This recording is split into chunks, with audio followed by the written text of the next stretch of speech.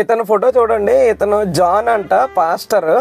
ఈ పాస్టర్ ఒక YouTube channel ఉంది, ఓబీసీసీ ఏదో ఉంది. మొత్తానికి ఆ ఛానల్ నేను సరిగ్గా చూడలేదు, కానీ నేను ఒక వీడియో చూసాను ఇతనిది. ఆ వీడియోలో ఇతను ఏమంటున్నారంటే, ప్రతి ఒక్కడు హిందూ మతంలో గురువు గురువు గురువు అని గురువులుగా తయారవ్వడానికి ఎందుకు ఇష్టపడతారంటే, గురువుగా మొదలుపెట్టి తర్వాత దైవమే కదా నెక్స్ట్ స్టెప్. మీరు దాంట్లో గురు బ్రహ్మ అంటారు కదా, అందుకని ప్రతి ఒక్కరూ మమ్మల్ని పూజిస్తారని అందరూ గురువులుగా చెప్పుకుంటున్నారు, ఇలా గురువులుగా తయారవుతున్నారు అని ఒక పాయింట్ చెప్పారు. రెండో పాయింట్ ఏం కోట్ చేశాడంటే, శ్రీకృష్ణుడు భాగవతంలో బ్రాహ్మణుల పాదధూళిని తలపై రాసుకుంటాడు అని చెప్పేసి క్లియర్గా భాగవతంలో ఉంది అని చెప్పాడు. అది మాత్రం నిజం. బ్రాహ్మణుల కాలి ధూళి మాత్రం నేను తల మీద ధరిస్తాను అని చెప్పి శ్రీకృష్ణుడు చెప్పే మాట మాత్రం నిజం.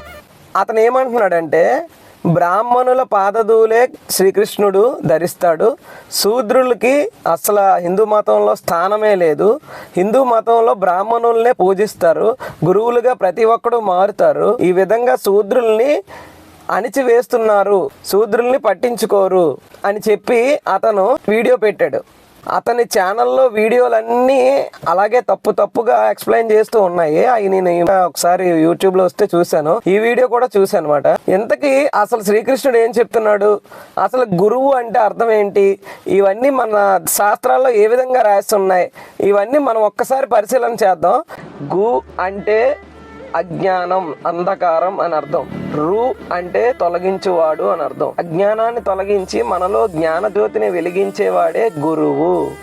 ఆ గురువు ఎప్పుడు భగవంతుడి స్థాయితోనే ఉంటాడు. అందుకే మన దాంట్లో గురుర్ బ్రహ్మ, గురుర్ విష్ణు, గురుర్ దేవో మహేశ్వర, అతనే బ్రహ్మ విష్ణు మహేశ్వరులు అని చెప్పి మా సనాతన ధర్మంలో చెప్తారు.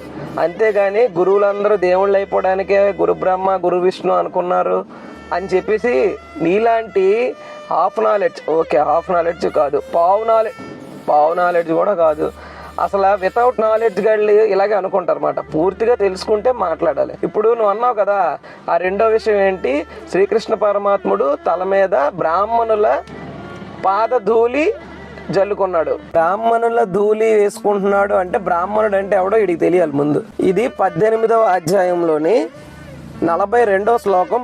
సమో తమస్తపః శౌచం క్షాంతిరార్జవమేవచ జ్ఞానం విజ్ఞానమాస్తిక్యం బ్రహ్మకర్మ స్వభావజం. దానికి అర్థం ఏంటంటే, ఎవరి యందైతే శాంతి ఉంటుందో, ఎవరైతే ఇంద్రియ నిగ్రహము కలిగి ఉంటారో, మనస్సు చాలా పవిత్రంగా ఉంటుందో, ఎవరైతే సహనంగా ఓర్పుగా ఉంటారో, నిజాయితీగా ఉంటారో, ఎవరైతే మంచి జ్ఞానాన్ని కలిగి ఉంటారో, భగవంతుడి పట్ల ధార్మికమైన చింతనను కలిగి ఉంటారో, వాళ్ళు బ్రాహ్మణులు అనిపించుకుందురు. నీకు తెలుసా తెలీదో కానీ బ్రాహ్మణులు అంటే అదో క్యాస్ట్ కాదు. నిజాయితీగా ఉండడం గొప్ప, నిగ్రహంగా ఉండడం గొప్ప, ధార్మికంగా ఉండడం గొప్ప, ఎదుటివాడికి మంచి చేయడం గొప్ప. ఇలా చేసిన వాడి పాదధూళిని నేను కిరీటం మీద ధరిస్తాను అన్నాడు. అందులో తప్పేముంది? మీలా దశంభాగం ఇవ్వకపోతే చచ్చిపోతారు, అర్ధరాత్రి ప్రార్థనలు చెయ్యాలి, మీలాగా నగ్న ప్రార్థనలు చేయాలి అనే శ్రీకృష్ణుడు చెప్పలేదే. మీరేమనుకుంటున్నారో కామెంట్ చేయండి. జై శ్రీరామ్.